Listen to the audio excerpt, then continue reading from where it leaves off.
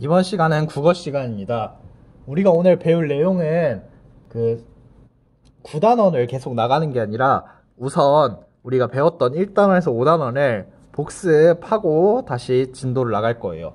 왜 이 복습 수업을 선생님이 해야겠다고 생각을 했냐면은 그 이유는 중간에 여러분한테 말을 해드릴게요. 그래서 1단원에서 5단원 오늘 복습해 보도록 하겠습니다. 우리가 1단원에서 배웠던 것들이에요. 1단원 단원명, 대화와 공감. 그래서 대화할 때 뭐 지켜야 할 거랑 뭐 그런 걸 배웠고, 그 다음에 공감이나 조언할 때 그런 걸 배웠죠. 그래서 보면은 대화의 특성을 알고 친구에게 칭찬하거나 조언하는 말을 해봅시다. 그래서 이제 대화의 특성 보면은 상대를 직접 보면서 말을 주고받아. 그러니까 얼굴을 맞대고 상호작용을 하는 거죠. 잘 듣지 않으면 다시 물어봐야 돼. 그러니까 한 번에 잘 들어야 되죠. 다음 표정, 몸짓, 말투에 따라 기분이나 생각을 짐작할 수 있어.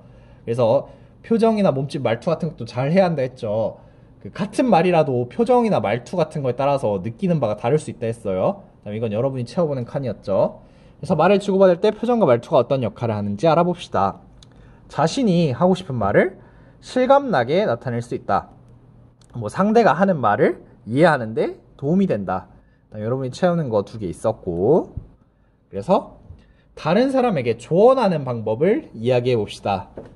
친구에게 고민을 말해보라고 강요하면 안 돼. 이제 친구가 그냥 이제 뭐 내가 고민이 있어서 말을 스스로 하는 건 괜찮은데, 뭐 고민 있어? 아 빨리 말해봐 이런 식으로 하는 건 안 된다. 그런 내용이고, 친구가 받아들일 수 있는 내용을 조언하는 것이 좋겠어.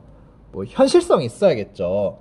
우리 뭐 주장이나 근거 같은 거 할 때도 항상 실현 가능성이 있어야 된다 했죠. 마찬가지로 조언은 이제 내가 조언을 해주면 친구가 그거를 실현을 할 수 있어야 조언이 의미가 있는 거잖아요. 그래서 이런 거고, 다음 상대에게 진심이 전해지도록 말해야겠어. 진심을 바탕으로 한 조언을 해야 되고, 그 다음에 여러분이 채우는 칸이 있었죠. 도움이 되는 말이나 몰랐던 것을 깨우쳐주는 말을 조언이라고 해요. 다음 상대를 배려하면 조언하는 방법을 정리해 봅시다. 상대가 고민을 말하도록 강요하지 않는다. 상대가 고민을 뭐 말할 수 있도록 잘 듣는다. 상대에게 뭐 도움이 되는 내용을 말한다. 뭐 이런 거 있었고, 그다음에 이제 2번째 단원, 작품을 감상해요. 작품 감상하는 단원이었고요. 그래서 중요한 거는 경험을 떠올리며 작품을 감상해 봅시다. 이거였었죠.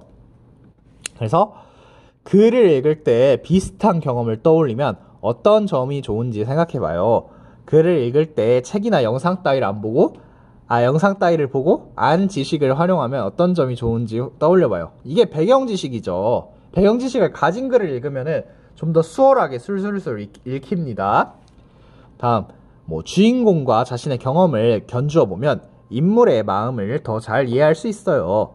자신의 경험을 떠올리며 주인공에게 일어날 일을 상상해봐요. 이렇게 2단원이 끝났었고, 3단원, 글을 요약해요. 여기서 하고 싶은 말이 있어요. 우리 국어 평가를 문어랑 오징어 글 요약하는 거 했었죠. 이 3단원에서 배운 게 글을 요약해요인데, 여기서 이제 글의 구조를 그리는 게 있어요. 근데 선생님이 그 구조 그리라고 그리는 칸을 줬는데 여러분이 오징어 문어를 그려놓은 학생이 너무 많아요. 그래서 선생님이 좀 충격을 먹었어요. 아니, 우리가, 여러분 아직 젊잖아요. 우리가 배웠고 배운 내용을 평가를 본 건데, 물론 까먹으려면 까먹을 수 있지만 여러분은 어리고 내가 좀 더 팡팡팡 잘 돌아가는 시기란 말이에요. 여러분들 나이 들면은 어르신들이 막 건망증 뭐 치매 이런 얘기 했잖아요. 아니 여러분들 나이가 어린데 이거를 기억을 못하는 걸 보고 선생님이 좀 충격을 받아서 복습을 꼭 해야겠구나 생각을 했고, 또 여러분도 좀 스스로 복습을 하세요. 배운 내용을 모른다는 거는 좀 부끄러운 일입니다. 그래서 글을 요약해요. 글의 구조를 알고 내용을 요약해 봅시다. 그래서 이런 그림을 말한 거예요. 이런 글의 구조를 나타내는 그림을 그리라고 그리는 칸을 준 거지, 오징어랑 문어 그리라고 그림 칸을 준 게 아니에요. 이거는 여러분 옷에 대한 글이었죠. 의사나 간호사는 보통 흰색 옷, 법관은 검은색 옷, 군인은 이제 뭐 위장색 같은 옷을 입는다. 그래서 뭐 사람은 직업에 따라 고유한 색깔 옷을 입기도 한다. 그래서 상세한 내용을 문단에 따라서 의사나 간호사, 법관, 군인 그다음에 사람들은 직업에 따라 입는 옷 색깔이 다양하다. 그리고 이제 뭐 설명하는 글도 있었죠. 설명하는 글을 읽고 새롭게 안 점을 친구들과 이야기해 봅시다.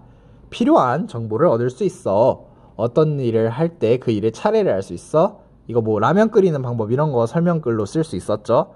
그다음에 뭐 계란말이 하는 것도 있었고, 그다음에 이거 여러분이 채워보는 게 과제였었죠. 분명히 우리 다 했어요. 그다음에 이게 공통점과 차이점 그림이에요.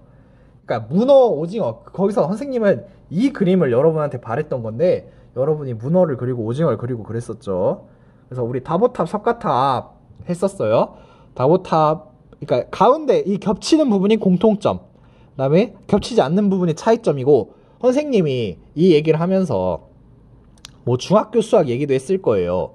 뭐 집합과 집합 간의 뭐 교집합 이런 얘기도 했었는데 뭐 기억이 안 난다면 어쩔 수 없고 지금이라도 좀 알아가세요.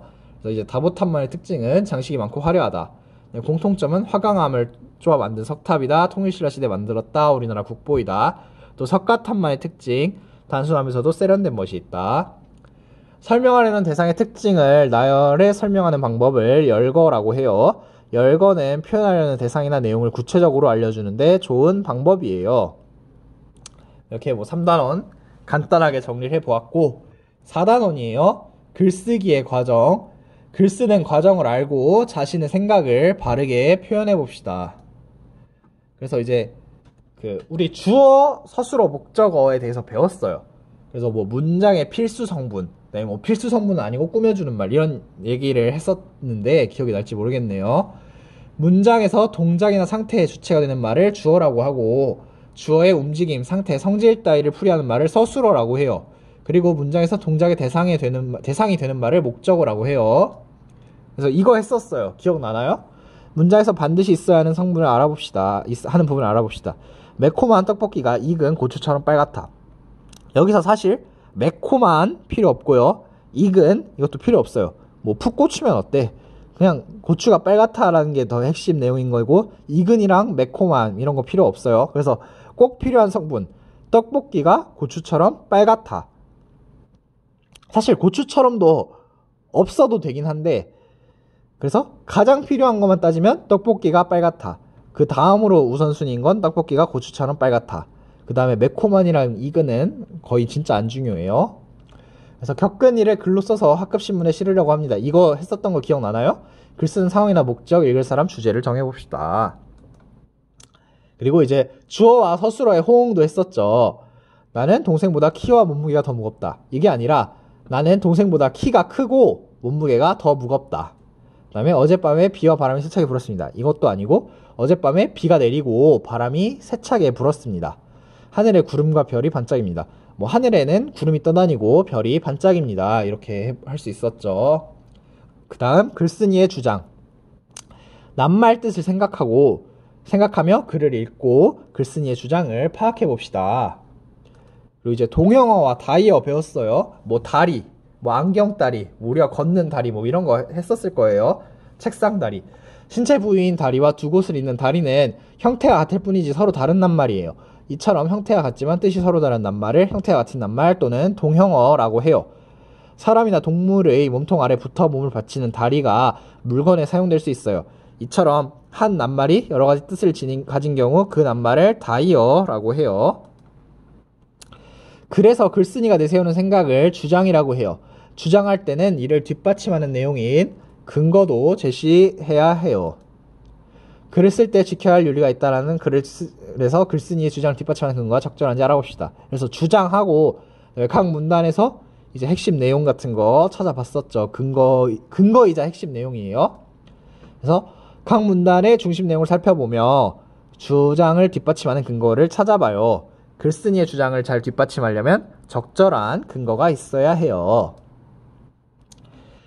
적절한 근거가 많을수록 글쓴이의 주장이 더욱 설득력 있게 느껴지기 때문이야. 근거가 있어야 하는 이유. 그러니까 적절한 근거가 많을수록 네 말이 맞네, 그럴만하네, 이런 공감이 된다는 거예요. 설득력이 느껴지는 거. 근거에 알맞지 않은 낱말을 사용한 것을 보니 주장도 적절하지 않을 것이라는 생각이 들었어. 그러니까 근거가 틀리면은 주장도 뭔가 주장도 잘못된 거겠지, 이런 생각이 드는 거예요. 하나 여러분이 채워보는 거였죠. 이렇게 복습 수업이 끝났어요. 과제는 딱히 없는데 제발 복습해서 배운 거를 모른다고는 좀 하지 말았으면 합니다. 선생님이 진짜 여러분 수학 국어 평가 채점하면서 충격을 많이 먹었어요. 네, 이상으로 수업 마치도록 하겠습니다. 빠이빠이.